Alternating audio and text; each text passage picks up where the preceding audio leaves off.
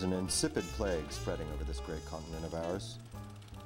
It victimizes indiscriminately, paying no attention to color, creed, or gender. It threatens all that we value and have fought so hard for.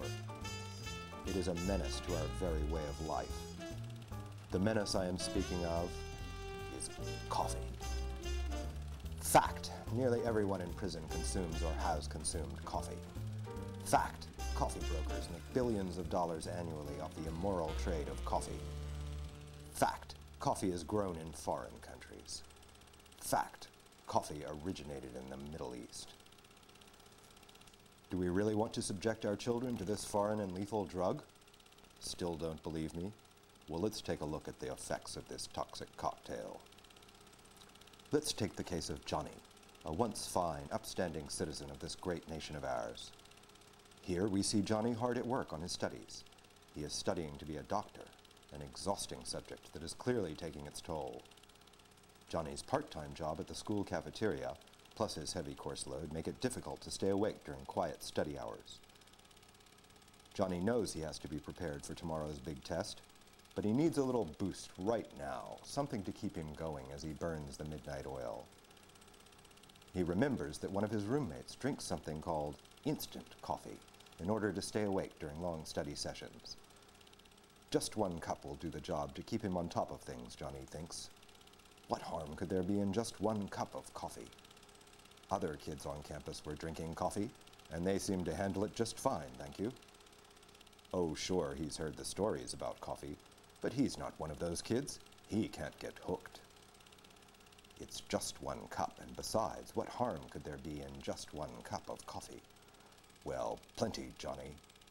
Coffee is consumed by millions of people every day, but that doesn't mean it's safe to use. Caffeine is a drug, and it changes the way the body works. It changes the way the brain thinks. It changes the way people think, feel, and behave. Like other drugs, caffeine can hurt the people who use it. Addiction is a bitter pill to swallow. But what Johnny doesn't know is that the instant in this case stands for instantly hooked. It isn't long before Johnny starts to frequent coffee shops on his way to school. These so-called legal peddlers of death, or baristas, already slaves to their own addiction, gladly take his hard-earned money in exchange for a quick fix.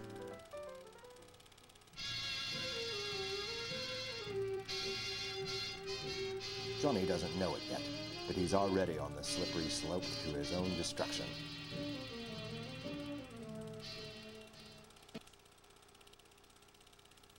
Waiting in the wings is an old friend of Johnny's. Let's call him Dwayne. Johnny hasn't seen Dwayne since Dwayne dropped out of high school and went to work to support his addiction to coffee. What Johnny doesn't know is that Dwayne now peddles misery by the cup. Dwayne sizes Johnny up and moves in for the kill. Dwayne invites Johnny to a party this Friday at his house. Just him and a few friends enjoying coffee and conversation. Johnny is an easy mark. The coffee he has just consumed makes him feel euphoric and gives him a false sense of security. Common sense and good judgment are jeopardized by coffee, and Johnny agrees to go to the party instead of spending the night hitting the books.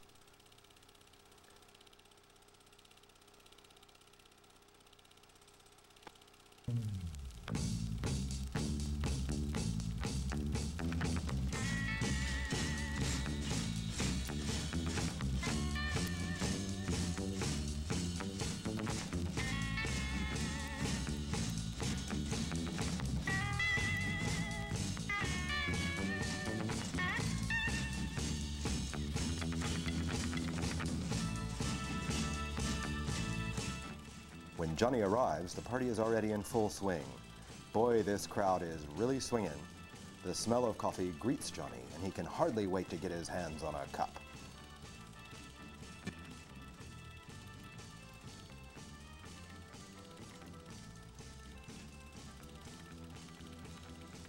Dwayne introduces Johnny to his friend Sissy. Sissy is a heavy coffee user and has recently hit some hard times. But she doesn't have a problem, she says. She can stop any time. What she does need is company for her coffee trips into outer space, man. It looks like Johnny might be her co-pilot as they blast off to Kicksville. The brain gets used to the caffeine kick and depends on a steady dose of it. This kick may keep people going, but it won't keep them going for long. Users need more and more caffeine to get by. What do? They move on to stronger and more lethal manifestations of this seemingly innocent coffee drink. Johnny knows this is a dangerous step. He heard that instant coffee could lead to harder things. But, well, Sissy seemed to think it was okay. And, well, heck, Dwayne wouldn't want to do him any harm. They were friends, after all. Johnny leaves his morals behind as he blasts off into outer space on the Espresso Express. Full of coffee courage, Johnny becomes bold and more animated. The smell of coffee, the swinging party, and his enticing new friend, Sissy, make him feel lightheaded.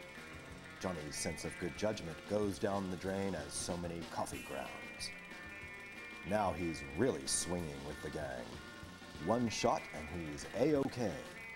2 shots and he's on top of the world. He's the life of the party and his new friends are really far out. Oh yes, but the life of the party was slowly dying inside, a victim of a deadly addiction. The high is fleeting, as are his newfound friends. But Dwayne is there for him, and all is not lost. Yet, once the coffee kick is over, users often feel tired and sluggish. They feel upset and irritable, and they feel like they need more caffeine. Dwayne says he knows just the thing to get Johnny up and about again. Dwayne is in the know about coffee and the various ways to get kicks from it. This is the only way to really enjoy a good cup of joe, says Dwayne. Johnny knows that this is pretty serious, but he just needs a boost to get rid of this sluggish feeling he has.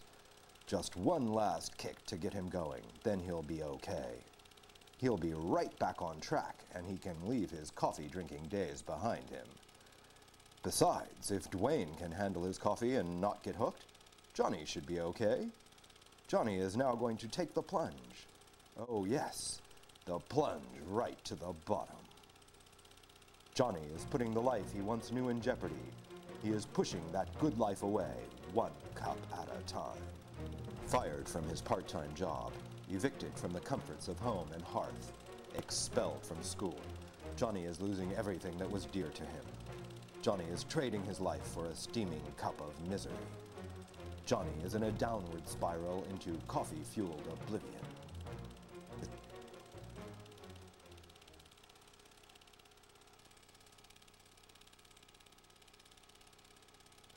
Unemployed and unwanted by society, Johnny turns to life on the streets, and a life of crime in order to feed his growing and deadly habit. He hits the bottom running for his next fix, running from responsibility, and running to the seductive lure of the demon bean. Johnny is plunging the depths of depravity. Where's Johnny's good pal Dwayne now? Now that Johnny is hooked, and hooked good, his friends have abandoned him. Too much caffeine can make it hard for people to think clearly and concentrate. It causes headaches, muscle tremors, and stomach problems. It makes people nervous and jittery. This is sometimes called coffee nerves, or coffee jitters. Perched precariously on the shallow steps to the bottom, Johnny falls and finds himself on the boulevard of broken beans with other hapless victims of coffee addiction. Johnny walks around in a coffee daze. He sees but cannot comprehend the deadly addiction that has left so many of his peers without friends, without the life they once had, and without hope. Johnny's cup no longer runneth over. His life is empty, lonely, and caffeinated. He sold his soul to the demon bean, and for what? A trip to Kicksville, a boost, a blast into outer space, man. But Johnny's not alone, and his illegal and immoral deeds are, unfortunately, all too common for the coffee addict. Coffee addictions have led to petty crime, prostitution, neglected half-wit children, and of course, socialism. The victims of coffee are endless, but not faceless. They could be your husband, your sister, or even your local pastor. Don't turn away from them in their weakness. Help them recover from this deadly addiction, one cup at a time, so that they do not perish needlessly as Johnny does, broken, high as a kite on French-pressed coffee, and alone. Don't let this happen to you.